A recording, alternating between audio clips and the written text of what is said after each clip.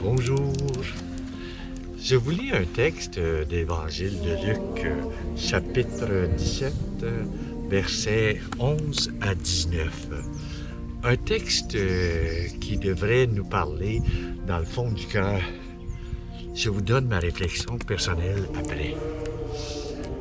En ce temps-là, Jésus, marchant vers Jérusalem, traversait la région située entre la Samarie et la Galilée. Comme il entrait dans un village, 10 lépreux vinrent à sa rencontre. Ils s'arrêtèrent à distance et lui crièrent « Jésus, Maître, prends pitié de nous !» À cette vue, Jésus leur dit « Allez vous montrer aux prêtres. » En cours de route, ils furent purifiés. L'un d'eux, voyant qu'il était guéri, revint sur ses pas en glorifiant Dieu à pleine voix. Il se jeta face contre terre aux pieds de Jésus en lui rendant grâce. Or, c'était un Samaritain.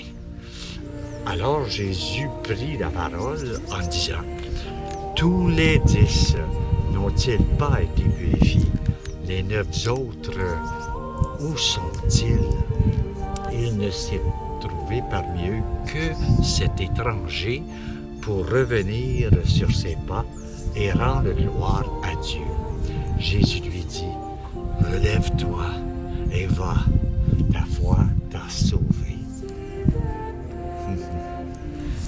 L'épisode des 10 lépreux dans l'Évangile de Luc, c'est-à-dire le récit de guérison, est là pour marquer que le salut en Jésus ne se limite pas au fils d'Israël, mais c'est quand même un juif considère le pire un samaritain. Bien plus encore, le seul don qu'on voit souligner la foi, c'est le samaritain. On dit qu'il était impur, voué à la perdition du cœur, hérétique et sans foi. Relève-toi et va, ta foi t'a sauvé. La foi ne se trouve pas où l'on l'entend, bien, bien loin de nos perceptions.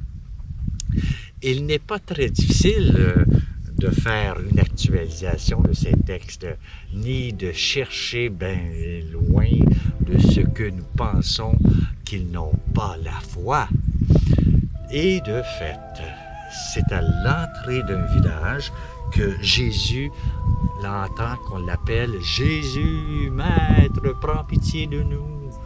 10 lépreux sont là, compagnons de misère, mais décidés à saisir la chance de leur vie, la dernière chance, puisqu'ils sont rejetés des hommes. On peut imaginer sans cesse qu'une distance nous sépare entre nous et le Christ. Or, jamais le Christ n'est plus proche que lorsque nous souffrons, lorsque nous sentons le poids de la solitude et que nous nous croyons coupés de tout secours humain. Quelques instants plus tard, dans le texte, c'est la guérison, subite, complète, pour les 10 en même temps. Les 10 ont cru, mais un seul a remercié. C'est bien le plus pauvre, le plus méprisé de tous, le seul Samaritain de la petite bande de lépreux. Les 9 ont reçu le cadeau du Christ, et cela leur a semblé normal. La bonté de Dieu ne les a pas tirés de leur égoïsme. Ils ont saisi avidement le bienfait, sans entendre l'appel. Et ils n'ont pas compris qu'à travers de cette guérison, Jésus leur faisait signe, que Dieu les libérait pour la louange et le service. Le Samaritain, lui, est revenu. Oubliant le constat, il est revenu fou de joie, parlant tout haut et ne cessant pas de remercier Dieu. Il a pris conscience que le Christ l'aimait au point de le guérir. Et devant cette évidence bouleversante, Jésus m'a aimé. Il vient se prosterner aux pieds du Maître pour lui dire, avec son corps guéri, avec son cœur soudain adouci par la joie, le merci qu'il est dû qu'à Dieu. Eh oui, le merci à Dieu seul. Voilà.